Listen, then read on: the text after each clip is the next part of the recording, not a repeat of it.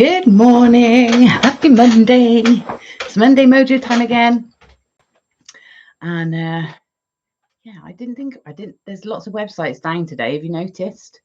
I think there's all the ones that are linked to having low trouble. So I wasn't sure whether we'd make it, but it looks like YouTube have managed to escape the problems. But yeah, Canva's down, Amazon's down, Netflix, or not Netflix, I don't know, one of them, but some of the big ones, but the ones that are linked, whoever they are. Anyway, I was just having a game of Scrabble with my mum. She's going to come in and tell me off in a minute because I just got a really good score. So I thought I'll quickly put that word down. I've been thinking about it since last night, and mum obviously was offline. I put my word down, and I've been waiting for her to have a go so I could see if I could get it out, and I did. I got a 7-letter, 85 points. Woo-hoo. Anyway, good morning, Leslie. That's the way to start my Monday off anyway. Very happy with that. How are you, Leslie? What are you up to? I bet you're busy planning Christmas fairs and sales and all sorts, aren't you? Hi, Tony. How are you? Hi, Mary. Good morning. Good morning.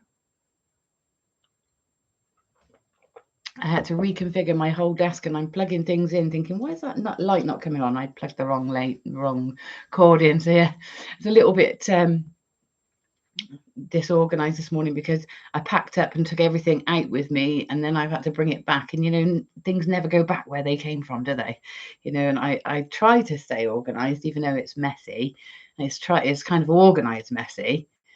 It's just I have to have the things around me the way it is. Oh, good. I'm glad you're okay, Tony. What are you all busy with?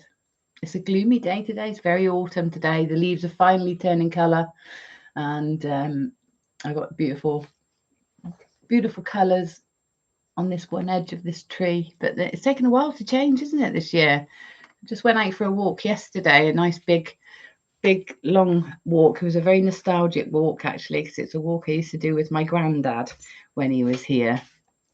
And we haven't done it since we've been here, but we went and did it yesterday. It was lovely, but the trees are still pretty green. So we keep saying, well, next week when we go, all this will be orange, and every week, no, it's not. It's still very green. How about in your neck of the woods? Things starting to change, starting to get those autumn colours. It's my favourite time of year. I love the autumn. I love the colours. It's just lovely, isn't it? Leslie, I have 3 fairs. First one at the beginning of November. Also going away in the caravan later this week, meeting up with friends for the weekend. Oh, nice. Nice is that. It's caravan. We can't wait to have a camper van, just so that we get that freedom to just go for a weekend or just for a night even. It'd be lovely. So we're really looking forward to that. You've got the caravan, haven't you? Not a camper van, but we want a camper. It's raining here. Need to finish off some anklets for a customer. Oh, and a commission. That's lovely. Yeah, I've got a project to finish actually for a customer, and I got a commission from only a little one from Saturday. I'll tell you all about what I did on Saturday. I got a commission from that to do today. It's a bit of an emergency one, and an alteration and a reconfiguration of a broken necklace for somebody. So that's nice. I've got a few things to keep you busy today, plus my collection for Bishop Wilton, which I've pretty much nailed. I can't show you though, because now that I've got it, they have to be first to see it. So but I'll tell you, it consists of a brooch, which I'm really pleased of, a bangle, which I'm really pleased with, pendant, what else, keychain, yeah, a couple of different styles of brooch, and then I have some spin-off pieces that just take small elements.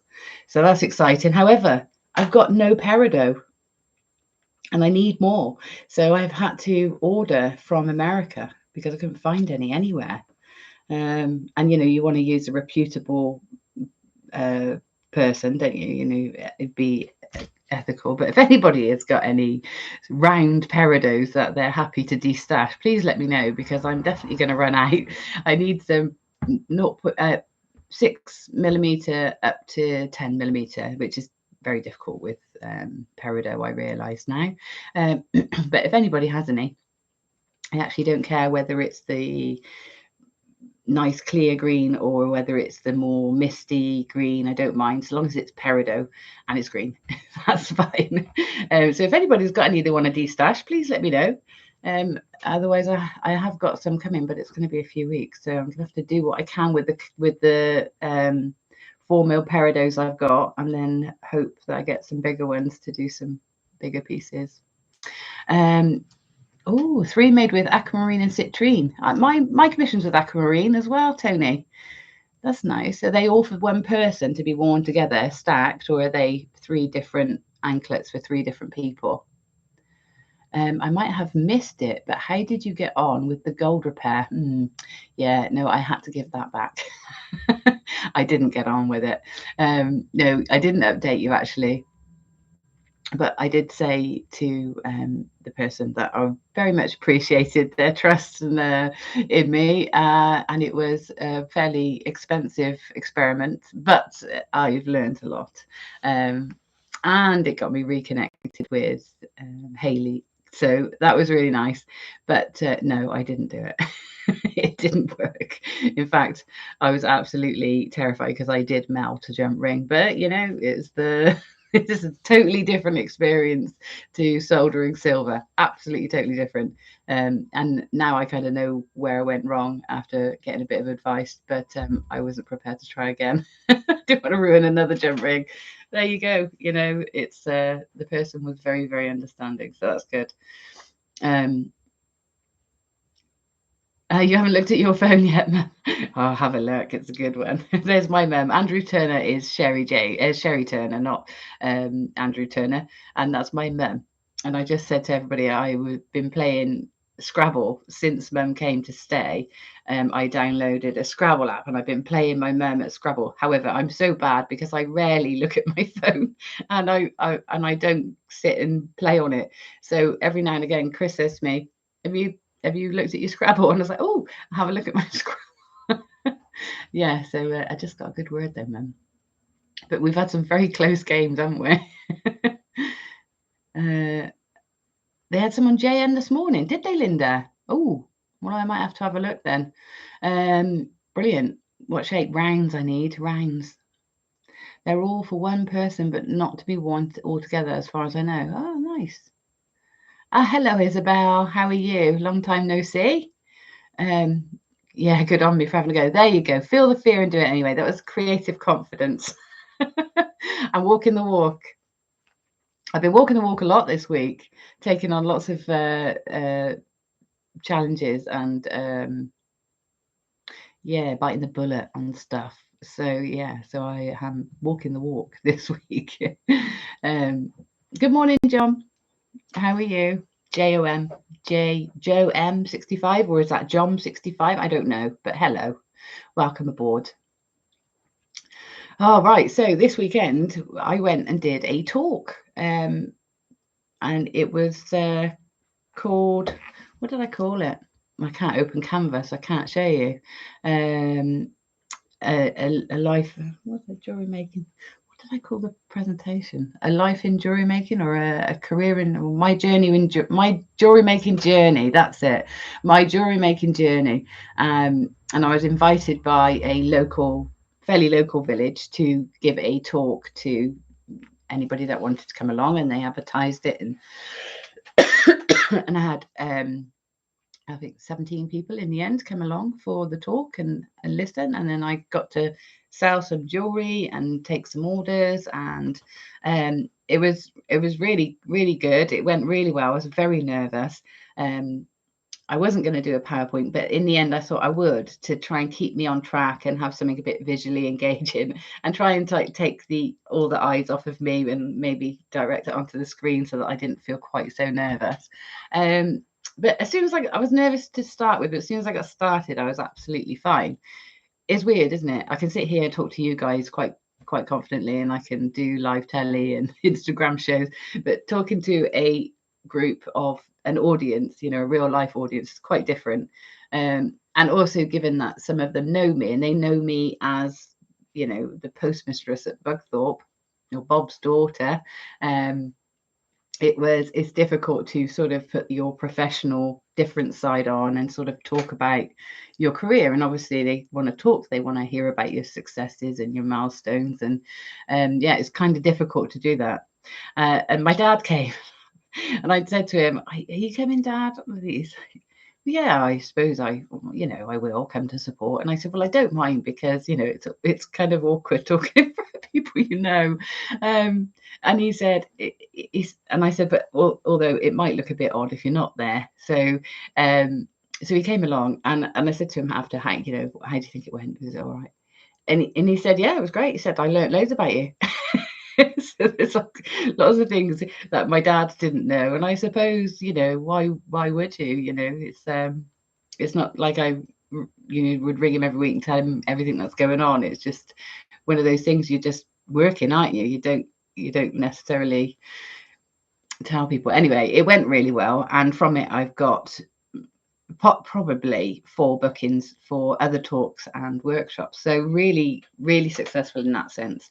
Not the most successful in terms of sales, but I think people know that they can come to me now and order things, and they know what I can do. And yeah, it was really good opportunity. It was the talk was about 45 minutes, and then the Q&A, and then I did a demonstration and a little mini make and take, and it just went really well.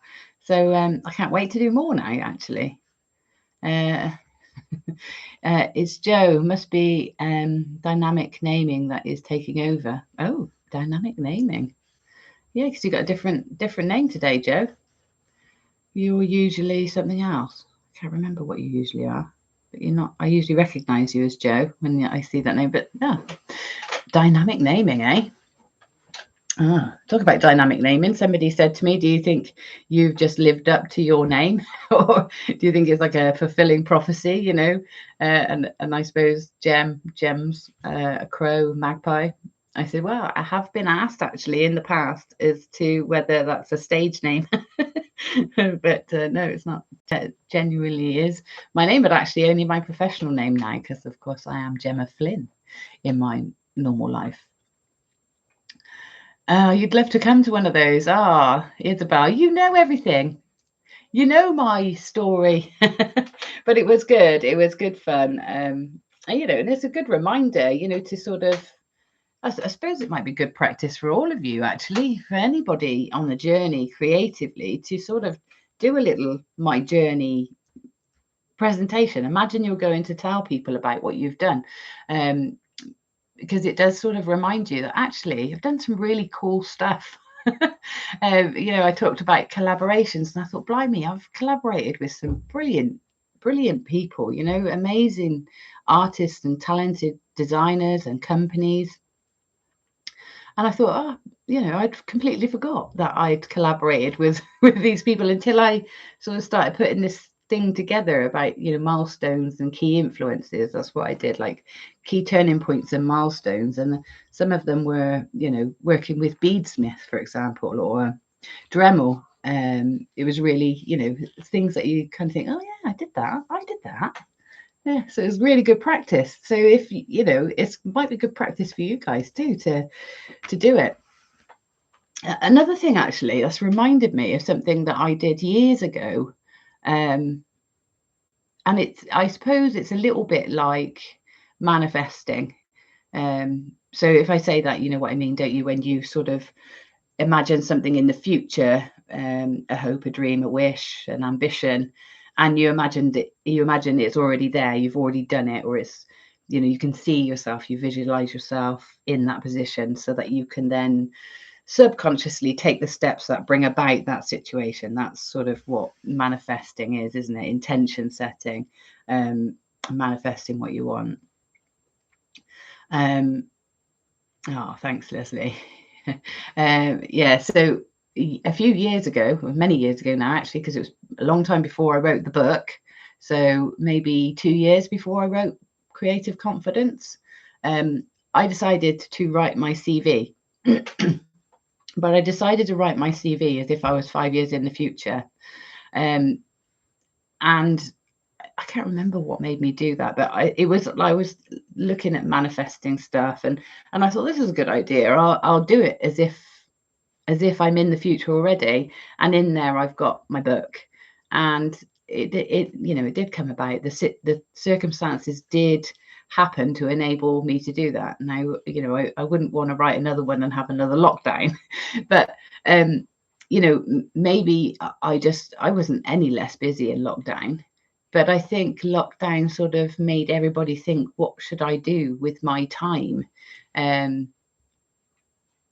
So yeah, so I suppose I wasn't socializing, and that freed me up with a bit of time. But I could have probably made those circumstances happen had I put my energy into it. And you know, maybe I just seized the one that presented, which was lockdown. But yeah, it was an interesting exercise to write that CV as if I was 5 years in the future. So what would I have achieved in 5 years? So rather than going, what would you like to achieve in 5 years? Actually writing down, I did this and I did that. Actually, maybe that was what brought things about. Who knows? Who knows? But yeah, maybe try it out. And if you do, let me know. I'd love to read your 5-year in the future CV. It's really taken off for you in your new place, but you're glad you moved. So very happy for you. Oh, thanks, Leslie. Yeah, it is. I'm putting myself out there. And Chris is a great supporter. He tells everybody that I'll listen what I do, and yeah, so he's really great, because you do need your cheerleader, don't you? So that's good. Yeah, and people are interested and want to give you an opportunity. They want to give you a chance, you know. And you know, we're new news around here, and it's only a small place, so people are interested in knowing who we are, what we're about. So I'm just sort of capitalizing on that, really. I do it all the time. I talk like I'm already where I want to be. That's such a good habit to get into, isn't it? It's a really good habit. Very difficult at times, because sometimes you cannot see a route to it. But if you can, and you can visualize it, and you can do it, and it's the other play on words, isn't it? That fake it till you make it. You know, I did that for many years. But you do have to remember when you made it that you're not faking it anymore. Otherwise, you get that thing, don't you, where you feel like a fraud. What's it called? What's the proper word for it? Imposter syndrome. Yeah, you don't want to get that. You don't want to get a syndrome from faking it till you make it. You just have to acknowledge when you did. Yeah. You did a similar one for the USA last year. Good fun. And they were so chuffed with what they made. Oh, nice. Like a mini sort of make and take talk, and what you did. That's good. For America, eh? International, Isabel. Good morning, Marjorie. How are you? Still saying U3A, Isabel. Is it U3A or USA? U3A, is that a group? Oh yes, University of the Third Age. Of course it is. Of course it is. Sorry, yeah. My brain did a bloop. Oh, cool. That must have been quite daunting, because when you're teaching your peers, it's daunting, isn't it? But it's nice to share, because everybody's got something different that they can offer. You know, even like, you know, I teach wire work mainly, but my wire work is different to, say, Claire MacDonald or Rachel Norris or Katie Parker or Jem Hawkes. We're all different. We've all got a different way of doing things, our different styles, different preferences in terms of gauges, and you sort of can learn from one another, even though you might be quite skilled at that particular thing. It's nice to pick up tips and hints and workarounds, isn't it? Yeah, that's okay, Carrie. You're allowed to be late. It's Monday. Nobody should be on time on a Monday, really. So that's what I got up to on the weekend. Yeah, it was good. You know, it was good, and I'm looking forward to more. So I'm waiting now for things to come in for more talks. I definitely got one booked already, and a couple of people have gone away to their villages to see what dates they can run a talk. And then hopefully in a few weeks, I'll have the reveal of the project that I've done for Bishop Wilton and their exclusive collection. People are excited about that. They're asking about it. So it's getting people talking, which is good. And definitely a big learning curve for me, that one. What else? Oh, last week I hinted that I had my ceramic stuff back because I've been to, in the village, there's a lovely ceramic studio called Make and Take Ceramics. And Melissa there just literally opens up the studio and you can just go and play. So basically she weighs you some clay, you pay for what you use, and then she fires it. And then I went back a few weeks later and glazed it. Now I took the kids there when they came to visit to paint some pots and, you know, make some bits and pieces. And I thought, well, while I'm there, I'm going to have a go at just making a few big chunky components for my jewellery. So I did. Anyway, a few weeks later, a few stages later, I've got them and they're fired and they are glazed. So some I'm happy with, some not so much, but I'll show you them. But it's a new perhaps a new range I can work with. So here's one piece. The glazes are the amazing thing. So here's one piece. Doesn't look like much, but I think once I've got that into a piece of jewelry, it's going to look lush. I love this piece. It's quite it almost looks like rusty iron. So I like that. You can just see there's a little bit where it was hung to be fired that I need to adjust and sort out, but it's a learning curve. I've got this piece, which, you know, I do have a design in mind for. This has got like almost like a rusty denim.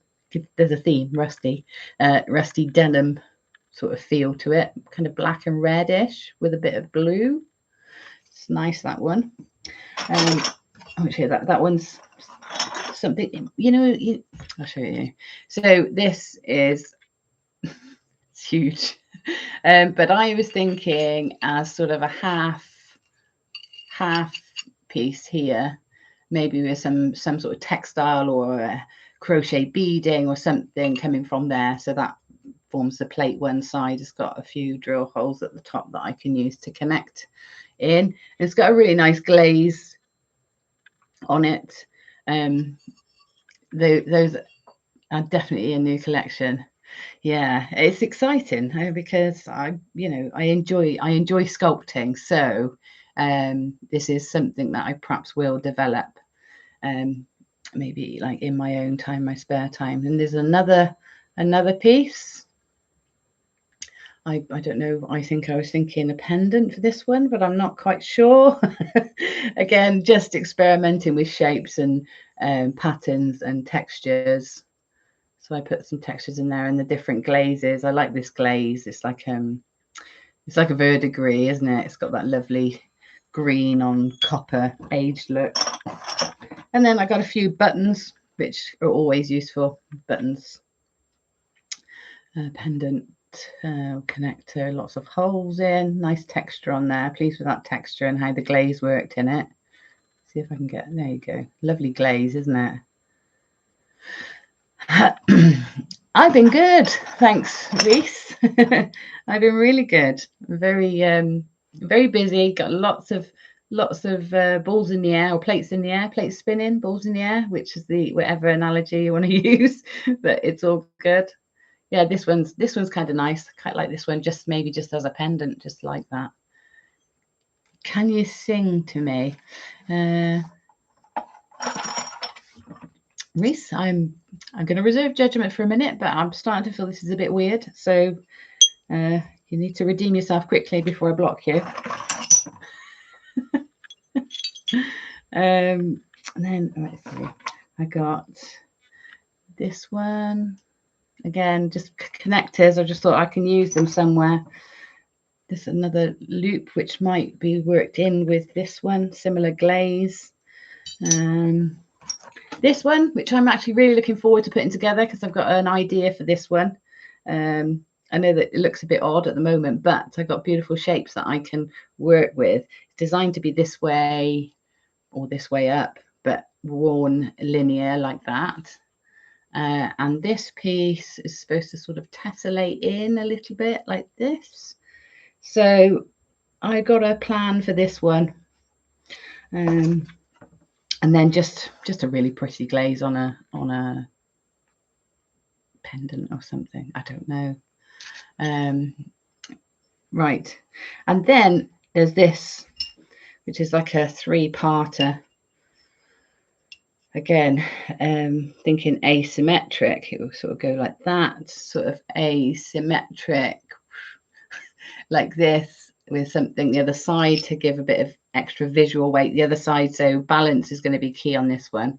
That has a lovely undulation and wave-like inspiration. Yes, yeah, Joe, it's something, even though it sits this way on the neck, which is sort of jarring, I'm hoping that by tessellating the shapes within it, it will create something that flows quite well. But we'll see. Yeah, the patterns, Isabel, you'd love it, wouldn't you? Because, you know, it's the clay, but this, it's with you with the polymer clay, you've got to create your own alchemy and colours, and you've got a good idea when you're putting things together how it might come out. But this, you just don't know. Put it in the kiln, see what happens.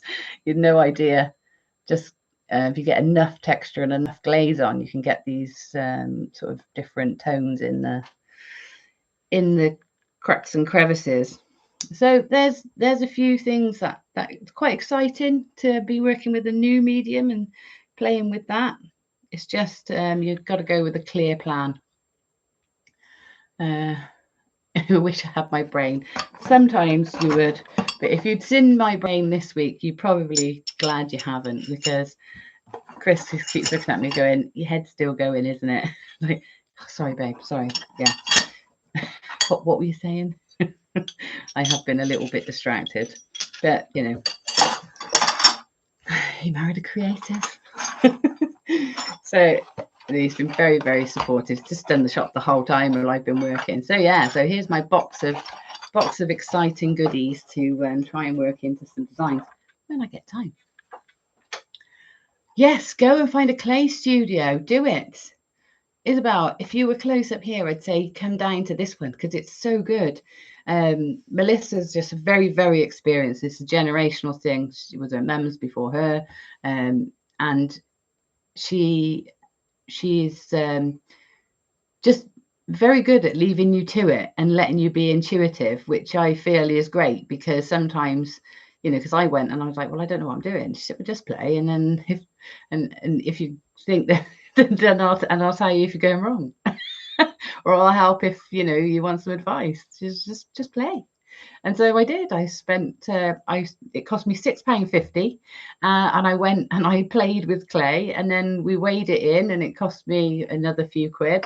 I don't know, £4 or something. And then I went to another session, used the glazes and glazed it. That cost me £6.50. So like all of that cost me about 13 quid, plus all the, you know, the hours of enjoyment. She's so good, and she will guide you if you want it, but she pretty much leaves you to it.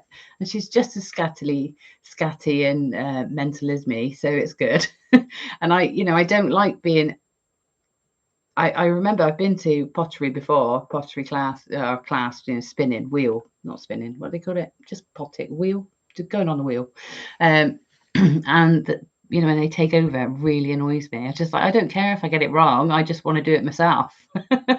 So, but the wheel isn't for me. I just don't like it. I just, I don't like the pots that, well, I do. I admire them, and I can appreciate their skill because it's really hard work, getting a perfect shape on a wheel. But I don't really like things that are too regular, so I wouldn't want to make a round, beautifully sculpted pot. You know, I want something higgledy-piggledy with rough edges and funny curves and lumps and bumps in all the wrong places, or right places, if you like. You know, that's me. I don't really want to do that. What's she called? She's called Melissa. I don't know her last name. She's called Melissa, and the studio's Make and Take Ceramics. Yeah, in Bugthorpe. So literally, I could be there in 3 minutes. Perhaps actually, one Monday I'll take you over there, and you can have a look around. I'll see if she's up for that. I'm sure she would be. I'll take you in there, and perhaps we can, I don't know, pot together. Are they heavy, Marjorie? No, not heavy at all. No, they're really, really quite lightweight. Because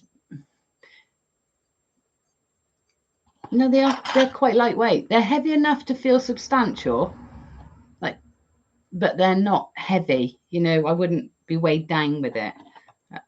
In fact, like this, you could wear as an earring. It's not that heavy. Lighter than gemstones, much lighter. So yeah, if you had a gemstone that big, it'd be really heavy, but it's not. So no, not heavy. It is amazing. I have a wheel, not used it for 20 years. I was hopeless. Well, you know, it's nice. It's nice. Somebody said to me the other day, they homeschool their children. She's got 5 of them, bless her, and she's got a wheel at home for the kids to play on, and she takes her pots down now to Melissa to fire because they haven't got a kiln, but she has the kids potting. And she said she was talking to her son and said, "You got to centre the clay." And he said to her, "Mum, the clay's centering me." Well, that's quite profound, isn't it?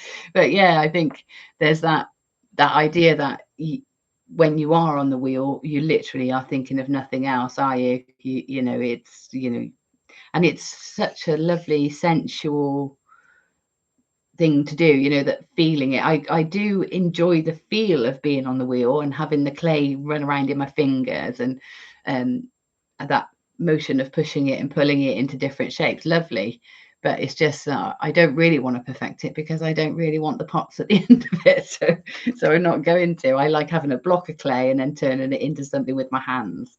So that's what I'm going to pursue. But get back on it, Isabel. Have a go, and then you can also always find a studio that will fire for you. So I'm looking forward to seeing your designs, Gemma. Yeah, so am I. when I finally get around to doing it. I've been doing a lot of textile-y stuff again. So I've got scarves, and I bought these lovely silk sort of head scarves, head wraps. And I've been this one. You can see I've got it on today. I've threaded it through chain, and then just put a mishmash of gems together with it. And it just feels like a nice sort of cozy. It's not really a summer necklace, I wouldn't think, but I do like big chunky winter necklaces. You know, because you can be bolder and bigger and chunkier, and scarves sort of work. It's nice and comfy on the neck. And you can use up all your odd gemstones, you know, all your bits and bobs, because you can just pick the colours out of the scarf and then try and work them through into the design. But yeah, I'm really pleased with this one. I've got a couple like this that I've put together. Big and chunky, yummy. But yeah, nice and easy as well, threading it through. I think I showed you, this is one, I'm not sure what I'm doing with it yet, but I put some beads inside one of them and just tied them in knots, or put little coils around them. So that might work its way into a design. It's too short really to use just I don't know. I could just tie it like that. It would look nice on a polo neck, wouldn't it? I suppose you could tie it at the front. It's just the lengths don't seem quite long enough to make a feature of. Let's have a look. They're not quite long enough to make a feature of that. I think it's either got to be, why can I never find the right side? It's either got to be part of the design, not just like an add-on. And I don't feel it's enough fabric left to make a feature of the tie. So I'm still thinking on what to do with this one. Am I on Charming tonight? Yes, I am. I am on Charming tonight. I have I will be doing a giveaway again tonight. So I tried something out last week, and then I realized I need to change it up a little bit. I made it a bit too exclusive. But I will announce the winner tonight as well, because last week anybody that spent £50 got entered into a draw to win 5 pieces of jewellery, so 5 pieces of the collection that I created. So I ran that last week, and I will be drawing the name this evening. So there's a few people in the running for it. But tonight I will be changing it up a little bit, but I can't tell you exactly. There will be a giveaway. I can't tell you exactly how it will work until I've spoken with Lisa later, because obviously she's got to do the admin for it and I don't want to make it too difficult. So I just want to check that my idea will work okay for Lisa. But there will be giveaways. I'm going to try and do some giveaway every Monday. So it would be something that I've made from the week. But tonight I've got these beautiful little clovers, just so very much like the Van Cleef and Arpels design. These lovely clovers, I've got them in lots of different materials, from malachite, tiger's eye, agate, shell, blue lace agate. They're right here. What else? And I've set them in a few different ways, so you'll get to see a few different ways. If you're a silversmith or you enjoy smithing, you can bezel set them, just have them as little bezel sets. I'm not the best at this, but I have a go. And they're so tiny, and I'm very out of practice. And I have to do it in the shed because I'm not sure to do it in the house. So it's quite a rigmarole. They are very pretty. So yeah, so you can see I've got the shell ones are gorgeous with that lovely iridescence. Black ones, blue lace agate, pink shell, white shell, malachite, black agate, tiger's eye. Yeah, that's it. And your blue lace agate. I said that a couple of times, haven't I? Yeah, so I got that. And here I got a piece that I'm about to polish, but this is one way I set it. It's been oxidized, so I've still got to polish off to finish. But yeah, just set it. Hello, am I back? Am I back? Am I back? It looks like I'm back. Hey, good. I didn't have to refresh because that can take ages and then I lose half of you. Hopefully I'll stay back. Yeah, so that's what I got tonight, and I'll be showing you start to finish how to prong set and talking you through a few other ways of doing it as well. So that's what I got tonight, plus a few giveaways. And I might be able to tell you something exciting tonight as well, but I don't know. I have a meeting with Marie and the team, and Emily, who does our social media and all that sort of stuff, at midday today, and then might be able to make some sort of might be able to tell you something after that, but who knows. You fancy a 3 this week. Well done, Mary Morris, for kicking us off with our votes. So if you would like to vote for which demonstration you'd like to see, I put a few new ones in the box this week. So I did a little revamp, so they're all full of new and exciting projects. A 9 for Tony. Right, let me get my numbers down. In fact, I can use these from last week. And do the leaderboard. Right, so 3 for Mary, 9 for Tony, 3 for Leslie, 5 for Isabel, 7 for Linda, 5 for Marjorie. Who else? Anyone else gonna vote? A 3 for Bridget.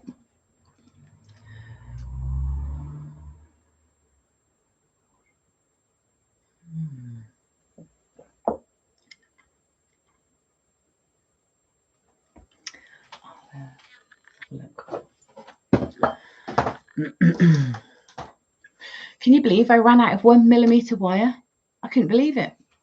I was in my I couldn't believe it because I have always had such a massive excess of wire. I've never even thought that I'd run out and have to buy some, but I actually had to buy some 1mm wire. And my word, hasn't it gone up? I need to rethink my pricing because it's gone up so much since I last bought it. I think it's probably got to be six years since I bought wire, because I've had such a massive stockpile of it. But yeah, I had to buy some. I couldn't believe how much it's gone up. There you go. But you know, whilst I was poking around buying wire, I found some other things to have a play with, including some like 3mm square wire. So but I've got it, and it definitely is going to need some annealing. And so I definitely need to get my solder annealing hot station ready. Buy from D-Stash. Yeah. Well, I probably should. Do you know what? I stumbled across that site, the D-Stash site the other day. I've never been on them. But I need to, yeah, I don't know. Is there a particularly good one, or one that everybody uses? Love what I've done with my necklace. Oh, thanks, Mum. But this one, yeah, it's a bit different, isn't it? I got loads of scarves, Mum, this year as well. So if you know anybody that's after scarves again, I got loads. Done some really nice ones. They had a lot of comments. I'm surprised they didn't sell on Saturday. A lot of people were like, oh, I might get one of those for my sister. I'll just check what colour. And, you know, so a lot of people know about them now. But because they're so big, it's very hard to display them. So I think I'm going to have to take the mannequin into the shop to put them on display. We'll see. We'll see. Yeah, you might quite like this one, Mum. It's a bit of a mix between a scarf and a necklace. So, but it's definitely more necklacey than scarfy. But it's very comfy because it's just threaded through a chain. Can you see? The chain just threads through. I mean, you don't even need to use a chain, to be honest. There's another one. I'll show you it whilst we're getting more votes in. So keep voting, everybody. I do need more votes before I can do the demo. Oh, Leslie, you'll like this one.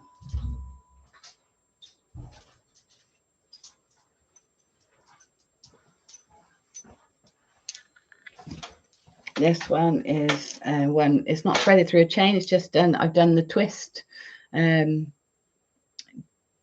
a rope technique where you twist and then it twists itself the other way, and then it just does up by knotting. You know, that's how you do it up. So it's got the big agates twisted around the neck with a black and white scarf, a bit of colour in those agates there, and a nice big chunky sort of connector there. So that's a nice one as well. Interesting. Love that one, Leslie. I thought you might. And then I got this one, which we'll just get it in the right way. Using up my absolute ton of box chain that I've got. Absolutely tons of it. So I thought, I can use that. So yeah, this one again, threaded through a chain. It's more sort of the colours in here are they remind me of Vincent van Gogh painting. But again, I just picked out the colours in the scarf and then echoed them through the necklace. You've got like a tiered necklace scarf.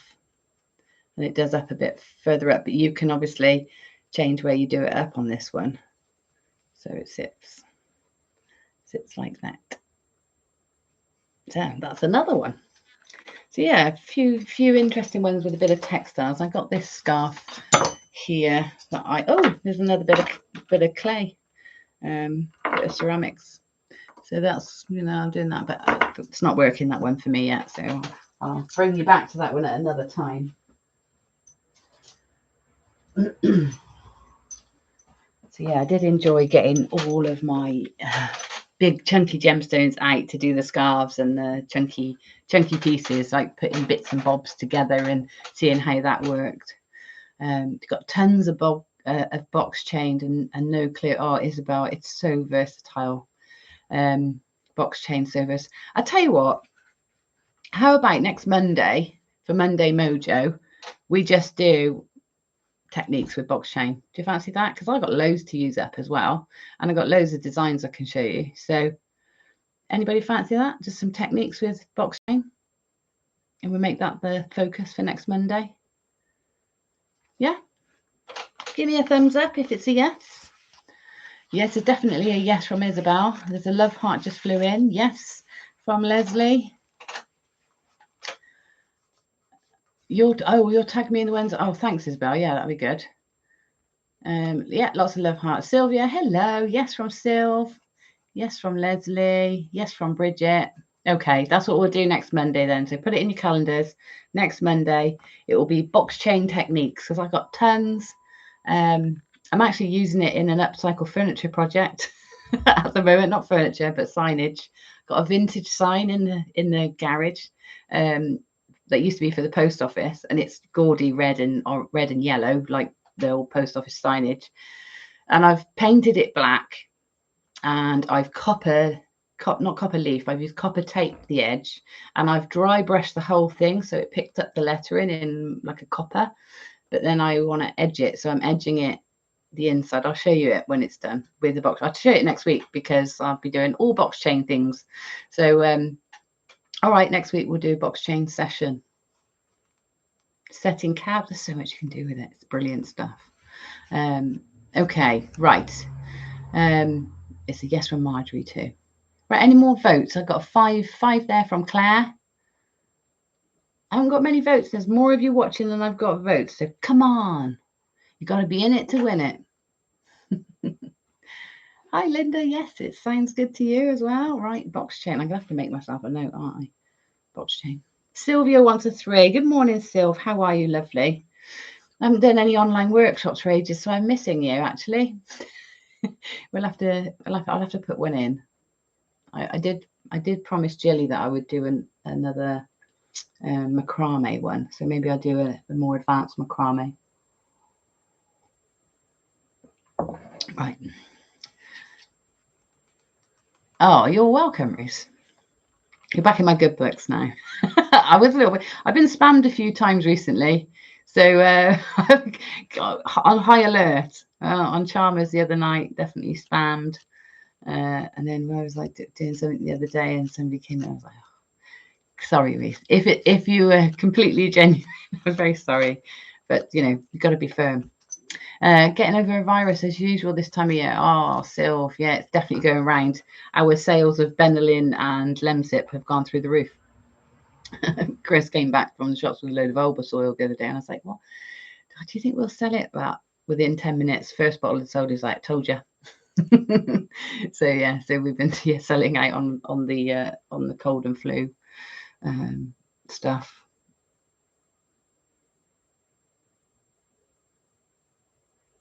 My best friend Gemma. Please pay me.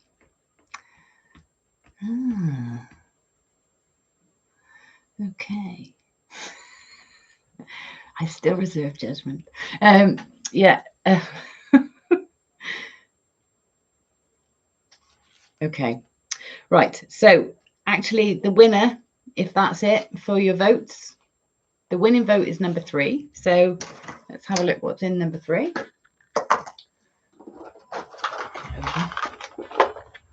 Ooh, double spiral. Double spiral. So this is great. This is great as a connector. And easier than you might think. So here it is.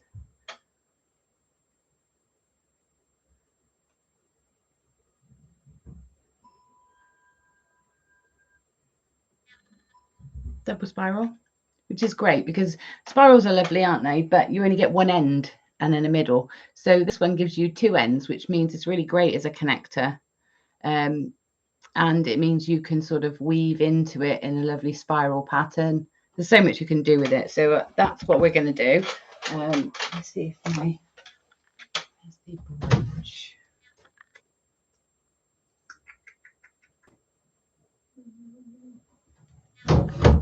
Not there. Bear with me, I'll show you one that's been worked on a little bit more than that one.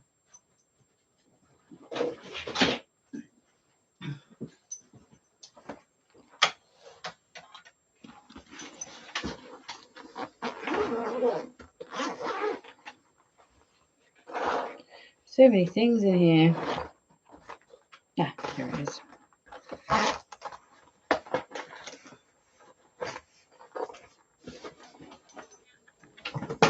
Oh, I'm dropping everything.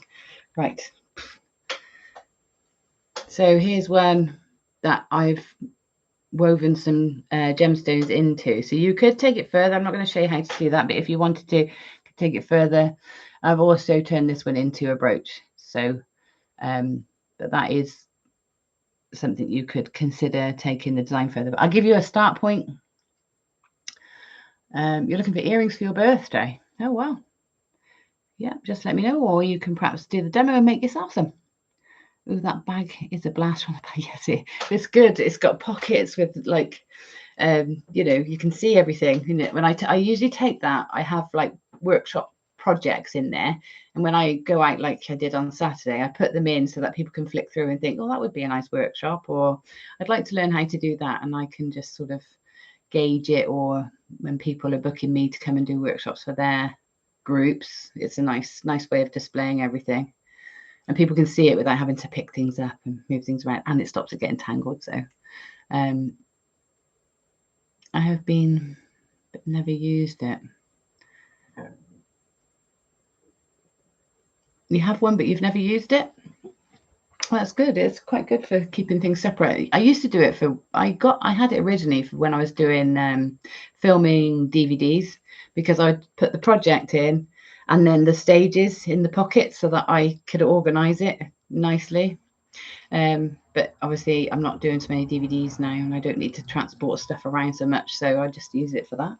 It's a good thing. In fact, I've just ordered something similar because I'm running out of pockets. But yeah. And anybody got any good suggestions for organising your cabochons?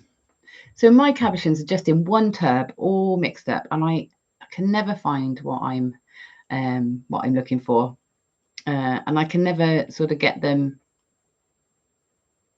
so that I have to tip the whole box out every time to see them. But the compartment boxes don't really seem to work for them because they feel a bit vulnerable. So I just wondered, how do you store your cabochons? Got any suggestions, any natty tips for storing cabs? I just bought something very similar to that, like a folder flip, where I can just put them all in and have them like that. So that might work really well, but I wonder how anybody else stores theirs.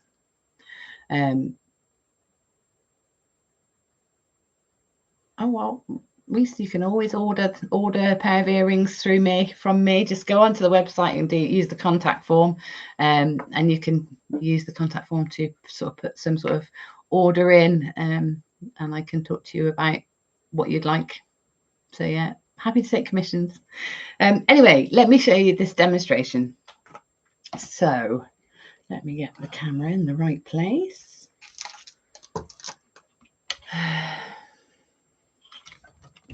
There. Move this out of the way. What wire have I got? Oh, I got a 1.6. That'll be nice to show you with. Nice and chunky. Right, I'm going to put my thumb over the camera so don't make you dizzy.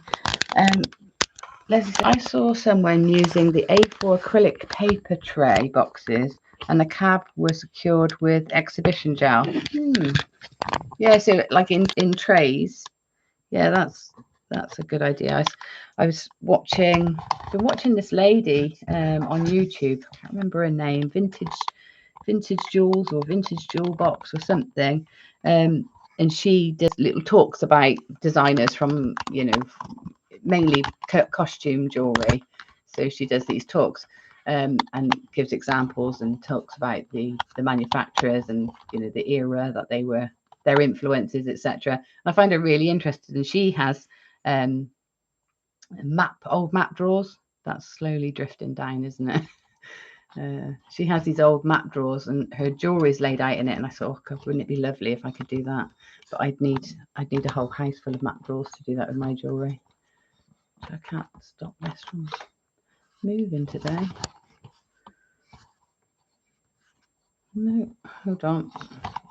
Sorry if you're getting giddy, everybody. Let's see if I can get that to stay there.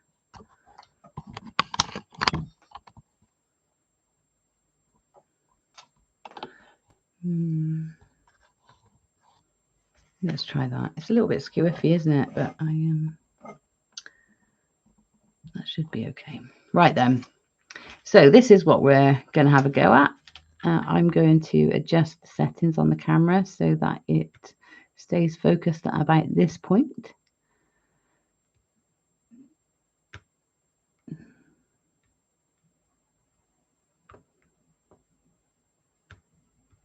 Bear with me. There we go.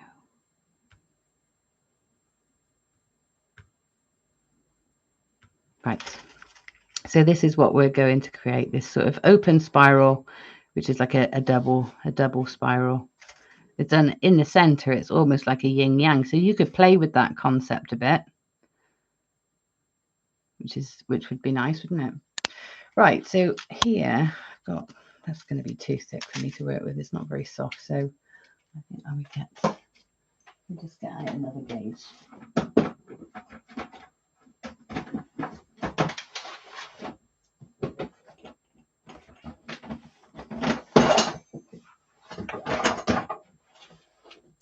What have I got here? That'll do, whatever that is. Okay, so got some wire. I'll just straighten it out a little bit, because with when you're making spirals or nice fluid curves, you don't want your wire to have had too much manipulation beforehand. So this might go a bit wonky, this one, because this is a bit of wire that's sort of been cut and, you know, stored not very well. So I'm just running my hands over it to get some warmth in there and to straighten it out. So hopefully by doing that, I'm going to get a much more fluid spiral. If I don't do that, if I try and bend this into a spiral, it's not going to go fluidly and evenly, and that's what you want. It's going to take these points that have been manipulated, pressed or bent, and they're going to be the points that either don't move because they're too work hardened, or move too much because there's a sort of fault in it where it's been bent before, or memory then. So we want to try and get it as straight and warm as possible before we start.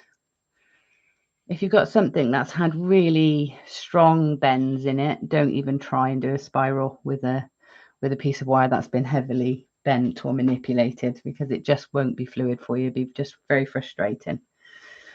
Okay, so then what we do is, unlike most spirals, we start at the end, don't we? And the work, draw it in. We're going to start in the middle of our wire. So here I've got about 40 centimeters. I would just use, maybe around that much, and then gauge from your first one how much you want for the next one. Oh, congratulations, Tony. That's lovely. Congratulations to you and to your son. That's really nice, isn't it? What lovely news. Oh, you're going to have a wedding to plan. Congratulations, Tony. That's lovely. That's lovely news. Really lovely news. You must be thrilled. Oh, right. Okay. So I'm going to the center of the wire, and I've got my pliers, my round nose pliers at the center. This, by the way, is a 1.5 mil wire, or 1.6 maybe mil wire. And this is a very thick, chunky one. So I wouldn't go using the tips of my pliers for this one, because it would just be too difficult. But if you wanted to do it in a 1 mil, for example, then of course you could go a bit tighter and smaller at the center. But I'm going to start down here for my spiral, just so that I get it's a bit easier to do. Okay, so first thing I'm going to do is I'm going to push this wire around the jaws of the pliers that way, and I'm going to pull this one around the jaws of the pliers the other way. Okay, so just take them round. And now you can see we've got this S shape. I'll pull my pliers out, you can see I've got this lovely S shape. That is going to be the start point. So I'm going to keep my pliers in there, and I'm just going to now pull. So rather than push against the pliers, I don't want it to sit right against the jaws of the pliers now. I want it to just come outside of it. So you see I'm pulling it round to create the sort of concentric circle around the previous wire. Okay, now you can adjust how tight that is as you go, but I think I want a bit of a gap, so I got the option to channel set something in there. And then once you've gone round with one, then take the other one and go round with that one. And you can see my hand is quite far away from where I'm working, because I want the wire and the tension in the wire to help me create that fluid curve. So if I'm not interfering with it too much, it's going to want to make a curve all by itself, and we can take advantage of that. Okay, so there we go. And then we can keep going now until we've got what we want. Can you see there how that is a bit straight there and curved there? So at that one, what I'll do is I will then get my hand involved and just sort of pinch where I want the curve to go to get it to sort of help it along a bit. Where possible, I let the wire do it because it will want to do it evenly if it's not been too damaged or manipulated. But when it doesn't, then you can just sort of put your finger in the way in the right place or squeeze it in the right place to sort of help that bit of wire bend where you want it to. And again here, this one's gone off a bit egg-shaped, so just open it out and just sort of help it along. Okay. Anyway, you can keep going now with that spiral as much as you like. Just remember, if you make it really quite large and open, you will need to harden it by hammering or bashing it to keep its shape. But for me, I don't really want to go much bigger than that. Maybe I could go a bit more. I'll leave it there. But there you go. There's your nice concentric double spiral. And then I'm just going to put a connector loop opposite, you know, the middle on each side. So I want to work out roughly how much wire I want. And I tell you what, instead of doing that by cutting it and then hoping, what you can do is you can put the loop in, sort of move it into position where you want it, and then pop it like that. Let's go there with that one for now. So we've sort of made a loop all the way around, and then we can go on to the other side, and it gives us a bit more flexibility with how we do that loop. So at the moment, you can see that's not directly opposite. We need to move it, turn it a little bit more until it's opposite. And then let's see if that's in the right place. So yeah, we want a line sort of between those loops from the center like that. And then just make sure they're both the same size before you cut them. So now that's in the right place. I can then trim that one and then get in there and trim that one as well. And then we can use our chain nose pliers to close those loops up properly. All right, so there you go. So there's your double spiral connector. Great as earrings. You can have, you know, nice gemstone hanging off there. Great as connectors in pendants. Or the other thing, if you want to do a larger version, if you or do a pin, make it into a pin brooch, you can turn those loops backwards like that. Like that. And then you can slide, let's say this is a pin, you can slide a pin through there. So maybe like a barrette for your hair, or, you know, a pin for a coat or something like that.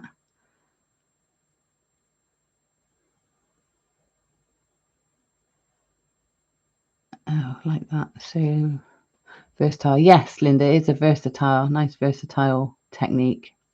The other thing with these, of course, is you can give them a bit more sculpted, a bit more dimension by pushing the middle up to give you more of a domed profile. You see, you have to take your time with it a bit and maybe put it into a doming block, and then you can get much more of a, you know, a 3D profile to it. So depending on what you want to use it for, you've got options. But yeah, it's a nice way of getting a nice double spiral to work with in your designs. And then when you come, if you wanted to set gemstones in, these are rondelles that I've put in, but I've got all the same color in here, but you do get 2 channels. So if I put this on a piece of paper and show you, I'll draw through the channel. I've got 2 colored pins.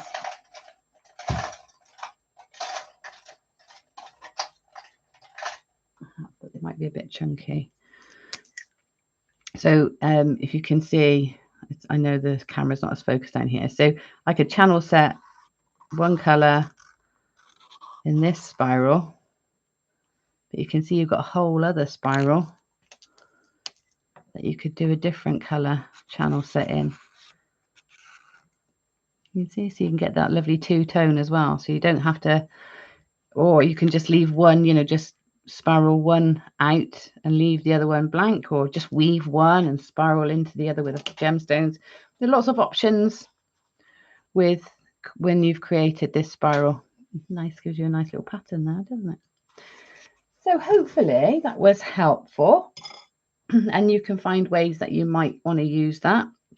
This one I've kept the tails on and then turned the ends into a brooch pin. You've seen me do demos with brooch pins before, so hopefully you can have a little fathom out how that might work. But yeah, it's a nice project, and of course, even once you've channel set it, you can push up to give it a bit more of a profile if you want to. I quite like it just flat. But yeah, there you go. It's quite a mystical symbol as well, with it being yin yang at the center, and then this eternity, and I think there's other connotations with it, with Nazca lines and things like that. There's lots of symbols like this through the ages. So however you want to use it. Well, I'm glad you enjoyed it. Right, let me take this camera back up so I can just sipping my coffee. I can say goodbye to you. I'll speak to you again face to face, or face to screen. Yeah. Okay. Wrong way. That way. That's it. That's awesome. Thanks, Gemma. You're welcome, Tony. Great pieces, Carrie. You're welcome, Carrie. Lovely, like that. So versatile. Yes, yeah, nice and versatile. What have I got? Some advice here. So my son just got engaged. Yes, that was Tony. Right, I stick mine onto paper and put in a clear envelope in a file. Yeah, that's another good way of doing it, isn't it? I just want to be able to see them all laid out, but it's space, isn't it, to have them laid out. But yeah, I wonder, it might be actually nice just to have them up on the wall, wouldn't it? I wonder if I could just, like, I've got a picture rail here. I wonder if I could just sort of hang them all the way around. That'd be cool, wouldn't it? That's given me an idea, actually, having them on display. And then I can sit here going, oh yeah, that one. Because I do like to be able to see things. I find it very frustrating that's all in boxes. But obviously, you can't have it out all the time. You know, so I had a massive studio, which would be amazing, but I haven't. But I would love to have everything where I could see it, like hung in rows or strands. And, you know, if everything stayed on a strand, it would be all right, wouldn't it? Because you could just hang them up on little pegs. But, of course, once you've used one or used a few, the strands, and it would just look so messy. But I would love to have them all out. One day maybe I can have like floor to ceiling racks and stuff like that, with where I can actually see them, little drawers, like when you go to a bead shop and you can see them all. That's what I need, isn't it? Maybe one day I can have a bead shop. Well, maybe that's what I'll do if the post office does. If the post office decides to close us down, then maybe that's what I'll do. I just have a bead shop. That was my plan all along. Don't tell my dad. Right. Okay. So I'm glad you enjoyed that. Hopefully some of you will come and join me this evening on Charmers Gems. So I'll be live on Instagram from 6 p.m. On Charmers Gems Instagram. Come and find me there. You're after a new ring as well. Your room is a bead shop. Yeah, well, this one is. It's not laid out like a bead shop, so I can't see everything. A bead shop, you can see everything. So I would like to have it where I can see, because when I can see everything, I can be more creative, which is why I'm so messy when I'm making, because I have to have it all out so I can see it, to just intuitively put my hands on that, because that works with that, and that, you know, that's how I'd like to work. It's just very difficult when you've got to open boxes and find somewhere for them to sit or perch. double-sided tape on plastic wallets. Yeah, you give me lots of ideas, actually. I'm now considering having all my cabochons on the wall. I don't know if I've got enough wall. Anyway, I will keep you updated with my problem solving with cabochons. Okay, so if I don't see you this evening, I'll see you next Monday, hopefully. If anybody is local and does want to come and do an in-person workshop with me, I do have one on Saturday making spiders. So I don't know if you've seen it on my Facebook. I'm doing a spider workshop. It's aimed at beginners and those that have never made spiders before. But if you fancy coming along and just having a lovely creative morning and making some spiders, all the materials are included. It's from 10 o'clock until about 1 o'clock on Saturday morning in Bugthorpe. So opportunity if you want it, or if you know anybody in the area that might be interested, please let them know it's happening. Yeah, and I will keep you posted on any new workshops that I do online, because I know I've arachnophobias here. Oh no. Yeah, they're very pretty spiders. Okay, right. Other than that, have a lovely week, everybody. Tony, enjoy celebrating with your son and your new future daughter-in-law, son-in-law, I don't know. But congratulations. It's lovely, lovely news and something to really look forward to. They are pretty, Mum, aren't they? And you're an arachnophobic. Daughter-in-law. Oh, lovely. So lovely, Tony. That's nice news. My son's got a girlfriend. And he's very excited, and she seems lovely. So I can't wait to meet her. Don't tell anybody I told you that. Okay, well, Reese, you can just give me an email, and if you would like to book on, and I can take a booking, that's fine. Zoom, Sylvia, do it on Zoom.